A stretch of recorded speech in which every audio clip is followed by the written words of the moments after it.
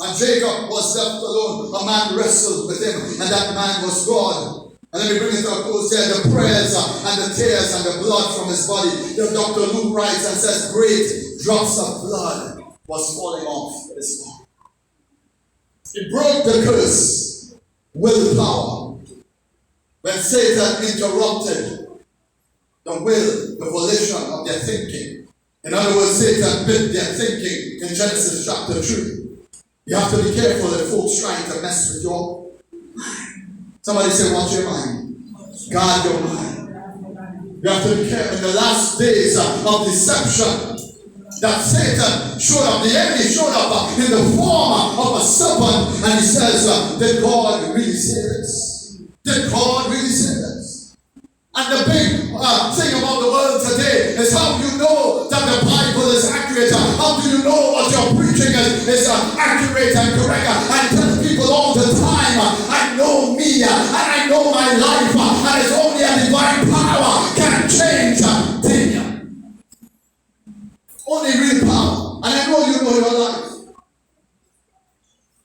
Something that is fake and weak cannot change humanity. Only great power can bring changes to your life. He was paying the price for fallen humanity. From a curse to Eden to redemptive Gethsemane. From cursed Eden to redemptive Gethsemane. There was a curse upon humanity. From Genesis till Jesus come. Till Jesus came into the world. Mankind was cursed. Everything was under law and sacrifices. If we were under the old covenant, we had to come this morning with ram, lamb, bullock, sheep, oxen, you name it. If a man walking in with the oxen, they say, wait, what? The place was filled with blood. And in this year, the sweat glands, I know it's a little bit hot, the sweat and the blood mixed together. Started to pray so intense. And the capillaries burst, the sweat glands burst. My goodness. Sister Rhea, the sweat glands burst and he started to sweat. And he was bleeding in Gethsemane, redeeming us from the curse of the Lord. Redemption back to humanity. God was saying, I will pay the price for you with my blood. Blood sacrifice.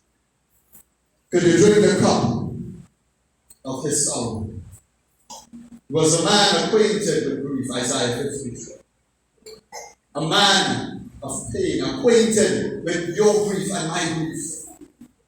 We have a great high priest, not one who stands and says, well, I can't feel what you're feeling. Hebrews 4 and around 17 and 15, it says, he was touched with the very feeling of my infirmities. Infirmity there means weaknesses. So we have a great high priest who's touched with what we go through. Hebrews chapter 4. Hebrews chapter 5 says he was heard crying, God, supplicating to the Father, take it away from me. But right at the same moment and same sentence, he says, not my will, but whatever you want for me to do. And he went through with it. And he came and he found them asleep. A generation that their eyes are heavy, no vision. A generation, their eyes have grown weary. The Bible says in the last days, young men shall utterly fall. You shall faint and collapse, just like that. 25-year-old, 30-year-old youths. And what about the elders? What keeps the elders is their prayer life.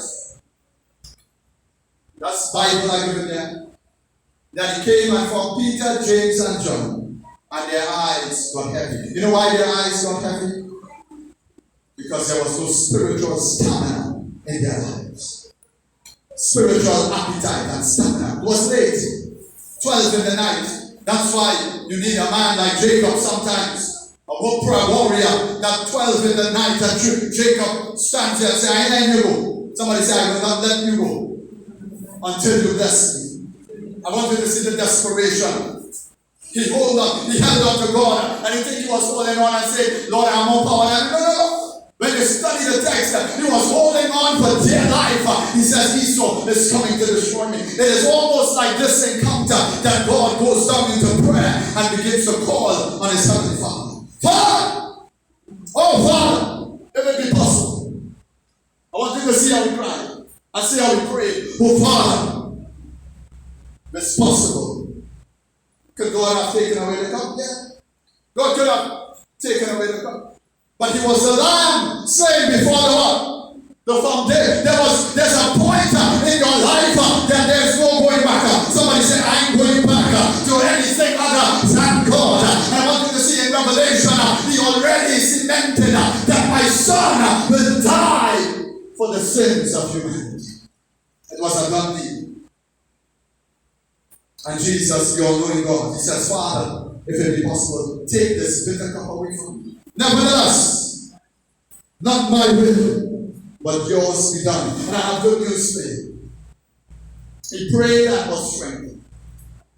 He prayed and was strengthened. All that prayer. And watch what happened. An angel in Luke's gospel showed up. And the angel began to strengthen him. You can't see it. Somebody say, I have strength from a different level. Somebody say, I have strength from heaven. So the reason I ain't collapsed and the reason we ain't break down is because they have strength from another place. You see, while they came and found Jesus on his knees, fallen to the ground, Dr. Luke writes and says, an angel showed. Oh Lord, somebody say, my angel is about to show up. Yes, somebody say, the angel of the Lord encamps round about those that fear him. I want you to understand, by an angel of the Lord, prayer, when he was strengthened by an angel of the Lord, prayer invokes heaven's power. Down on earth, angels are going to be ordered over your life. The Bible says that he shall give his angels orders or charge over your life. And there shall no evil before you, neither shall any plague come down your way. When you think I'm all alone, somebody say, I'm never alone, I'm never alone. Say to your neighbor, touch your neighbor, say, neighbor, you're never alone. Because I have somebody greater on my side. I have somebody more powerful on my side. You left me for dead, but I want you to. You came and kissed me with a kiss of death, but I had angels all around me. So they hear what I'm saying, this is prophetic. And I built it up to let you know that ever so often in life we go through seasons of pain, seasons of sorrow, and seasons of we don't know what to do. But somebody say, I'm coming out. Somebody say, I'm coming out. I'm coming out. I'm coming out. Yeah, you know, I know you catch it. Some of you have been going through something and it's prophetic because the angel of the Lord encamps round about those who fear him. And while he prayed, Brother Brian, I want to show you that you're never alone. They may think you're alone, but when you stand, we can pray here. And God sent angels. Somebody say angels all around me now.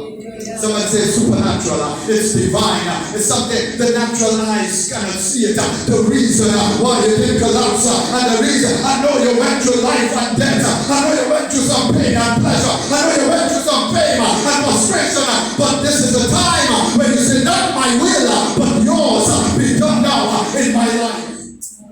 And you follow what I'm saying? The sweat, you started to sweat great drops of blood. Sometimes in life, walking with God, nevertheless, this is the system. Nevertheless, not my will, but yours be done. The all-knowing God knows what you need. Sometimes God speaks like this. Yes, I will give it to you.